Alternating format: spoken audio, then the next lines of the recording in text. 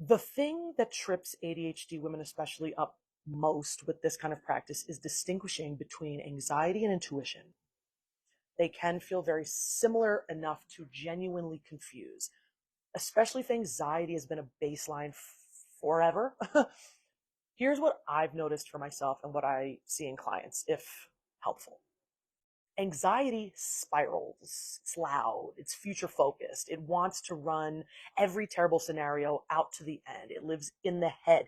It has a what if energy and it wants me to act right now. It instills urgency. Intuition tends to be quieter, more present tense. It shows up without a story attached to it. It's not trying to convince me of anything. It's just they're reporting data. It's also not urgent. The question that I find most useful is there a story running with this feeling? Is my radio station on?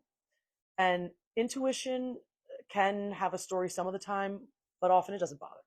The distinction is not airtight, of course. Anxiety will absolutely borrow the body's signals and try to pass them off as wisdom.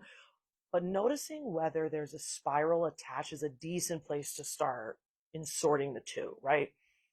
Another note is that anxiety comes up as a protective mechanism, when some part of you feels under threat.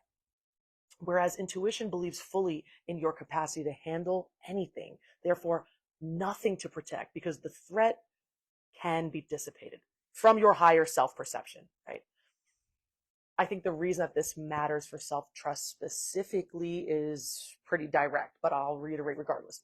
If you can't tell the difference between your fear and your knowing, you will stop trusting your internal data altogether, your data knowing. You'll start polling other people. You wait to see how the room feels before you decide how you feel. You seek external validation. You check in with everybody outside of the group text. You lead a lot of sentences with, I don't know, but, or I guess I feel. And this loop is inevitably exhausting because it takes a massive amount of mental energy to maintain.